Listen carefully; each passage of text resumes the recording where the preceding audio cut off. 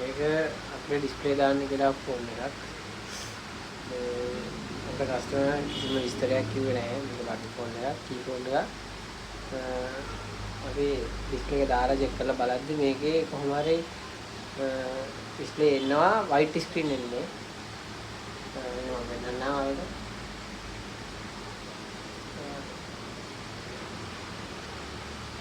apply කරලා බලමු.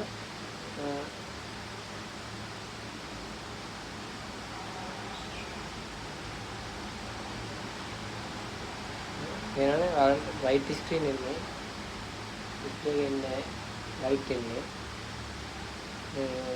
අපි කස්ටමර් එකෙන් ආයෙ කතා කරලා අහම කස්ටමර් කිව්වා මේක ෆෝටෝ ඩැමේජ් වෙච්ච ෆෝන් එකක් කියලා. දැන් ඒකින්ද අපිට මේ බෝඩ් එක මම චෙක් කරලා බලන්න වෙනවා. දැන් චෙක් කරලා බලමු. ඔයාලට පේනවා ඇති මේක සෑහෙන කොරෝෂන් එක ඩයෝඩ් වටේ කැප් වටේ රෙසිස්ටර්ස් වටේ සෑහෙන කොරෝෂන් වෙලා තියෙන්නේ. ඒ මුලින්ම චෙක් කරලා බලමු. මේ සුද්ධ කරලා චෙක් කරලා බලමු. මොකද්ද වෙලා තියෙන්නේ. මේක දැන් CPU එක පැත්ත ගලලා චෙක් කරලා බලමු. මේ මොඩල් ඩැමේජ් කියලා නේ කියේ ගොඩක් වෙලාවට CPU එක ඩැමේජ් වෙන්න පුළුවන්. CPU එක ගලලා චෙක් කරගන්න ඕනේ. ඔයාලා මේ ප්ලේට් එක ඕන කපලා අයින් කරන්න පුළුවන්. මේ ප්ලේට් එක කපලා අයින් කරන්නේ නැතුව ප්ලේට් එක ගලවන්න. ප්ලේට් එක ගලවන්න ඔයාලා මුලින්ම පක්ෂ චුට්ටක් දාගන්න මේ ප්ලේට් එක වටේට. මොකද පරණ ඊයන් ටික වෙලා ගැලවෙන්න හින්දා පක්ෂ පොඩ්ඩක් දාගන්න. හොට් ගන්න එක අරගෙන හොට් ගන්න එකේ ඒක දාගන්න කොහොම හරි 360ට විතර 360ට විතර දාලා ඒක සාමාන්‍ය 40ට 50ට විතර දාගන්න. ඔයාලට ඕනනම් කපලා අයින් කරන්න පුළුවන්. එහෙම කරව අරගෙන ගමන් මේ ප්ලේට් එකේ හිමිසරේ උස්සන්න. විතර උස්සන්න ඕනේ. ඒතකොට ප්ලේට් එක ගලනවා වල පේනවා. කොහොම දැන් අල්ලන්න එපා. ඒතකොට CPU එකේ මේ තියෙන පාඩ් ඩැමේජ් වෙන්න පුළුවන්. CPU එක ඩැමේජ් වෙන්න පුළුවන්. ආයි ඔයාලගේ ඩයෝඩ් කැප් එහෙම සවුත් වෙන්න පුළුවන්. ඒක හින්දා කරව අල්ලන්න.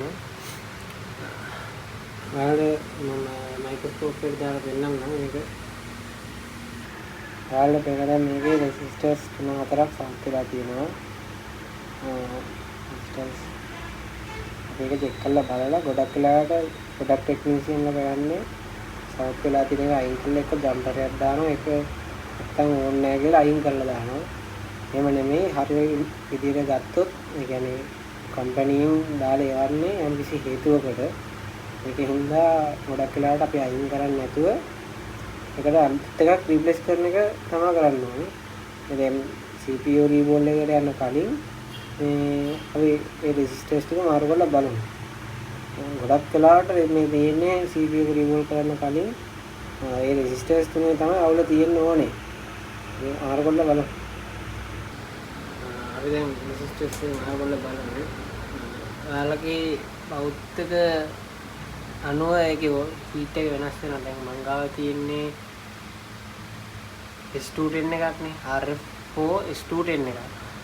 මේකේ නම් හීට් එක 260ට විතර දාගත්තා නම් ඇති. සමහරක් අයගේ බෞද්ධවල තියෙනවා මේ හීට් එක ගොඩක් දැම්මේ නැත්නම් හීට් වෙන්නේ නැහැ. ඒක බලන්න ඕනේ. දැන් අපි මේක ඩයග්‍රෑම් එක බලලා ඩයග්‍රෑම් එකෙන් තමයි හොයා ගන්න ඕනේ. මේකේ දැන් මොන ඩයෝඩ් එකද ගිහිල්ලා තියෙන්නේ මොන රෙසිස්ටර් එකද ගිහිල්ලා තියෙන්නේ කියලා. ඔයාලට පේන්නේ නැති වෙයි. මම සුද්ධ කරලා මම රෙසිස්ටර් එක දාලා මම ඔයාලට මයික්‍රොස්කෝප් එකෙන් පෙන්නනවා ඔයාලට.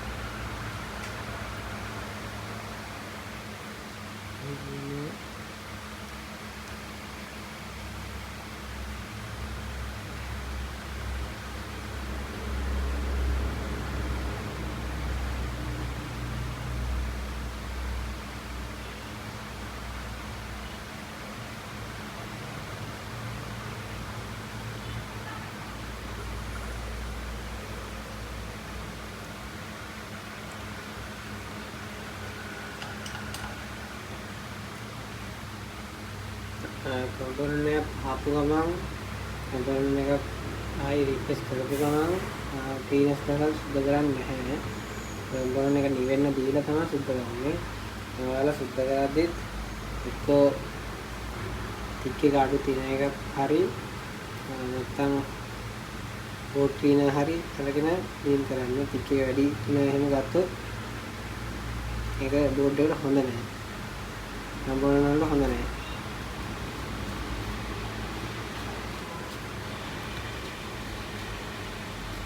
දැන් මොන ක්ලීන් කරනවා අලගා බ්‍රෂ් එකක් තියෙනවානේ. එක්කට බ්‍රෂ් එකක් බ්‍රෂ් කරන බ්‍රෂ් එකක් තියෙනවානේ. මොකද අපි දාන ෆ්ලක්ස් හැමදැනම ඇලෙනවා. ෆ්ලක්ස් එකෙන් ගිහිල්ලා ඉඳලා තිබ්බොත් ගොඩක් වෙලාවට ෂෝට් වෙන්න ඉඩ තියෙනවා. මම ඔයාලට මේක දැන් සුද්ධ කරලා මයික්‍රොස්කෝප් එකට දාලා පෙන්නන්න. ඔයාලා වෙන දැන් රෙජිස්ටර් එකයි කැප් එකයි තියෙනවා. ඔයාලා රෙජිස්ටර් එකේ අංකය එහෙම හොයාගන්න. ඔයාලා ඩයග්‍රෑම් ෂීට් එකක් බලලා ඩයග්‍රෑම් ෂීට් එකේ තියෙනවා හරියටම මේ මොඩල් එකයි කැපැසිටර් වලයි ඩයෝඩ් වලයි රෙසිස්ටර් වලයි අංක තියෙනවා. ඒ හරියට අදාළ තැන බලලා එතනට එන කැපැසිටර් එකයි ඩයෝඩ් එකයි රෙසිස්ටර් එකයි හොයාගන්න පුළුවන්. ඒ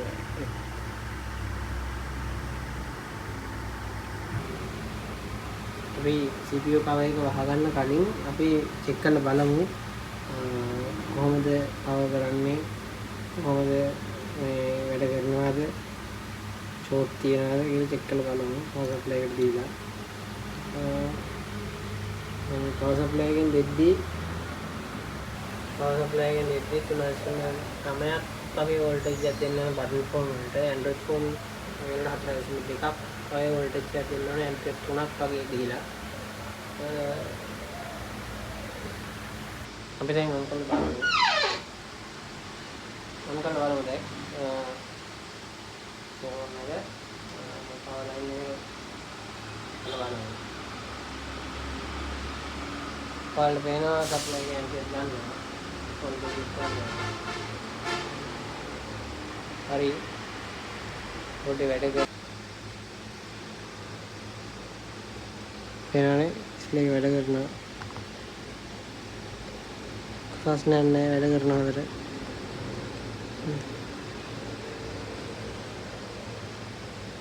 වැඩ කරනවා. කලර්ස් තියෙනවා. ඒක හරි.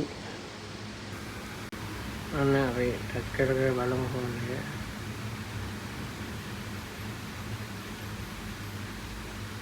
නම්බරත් අදිනවා. ඔක්කොම අදිනවා. මොනක් වෙනවා ඔක්කොම හොඳට තිබෙනවා. ෆෝන් එකේ අපි හරි අපි CPU කවර් එකක් දාලා පහදා වැඩි ඉවර කරමු. CPU කවර් එක වහද්දී ඔයාලා තිබ්බ පැත්තේම හොඳට මතක තියාගන්න. අපිට ඕන නම් තව ඊයන් ටිකක් දාලා CPU කවර් එක සීට් කරන්න පුළුවන්. මේක නම් ඕනේ නැහැ. මේකේ පරණ ඊයන් ටිකම තියෙනවා. අපි ෆ්ලක්ස් පොට්ටක් දාමු. දැන් පොඩ්ඩක් දාලා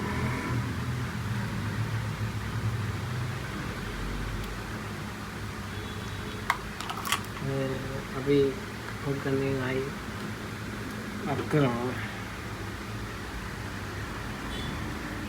ඒත් එකම දැන් රත් කරන්න හොඳ නැහැ. මොකටම රත් කළා මේ අපි පොඩ හොලවල බලන හෙල වෙනවද කියලා. හෙල වෙන්නේ නැත්තම් ගාන්න සීට් කළා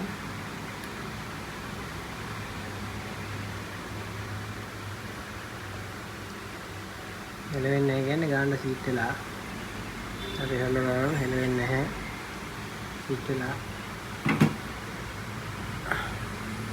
දැන් අපේ වැඩේ ඉවරයි.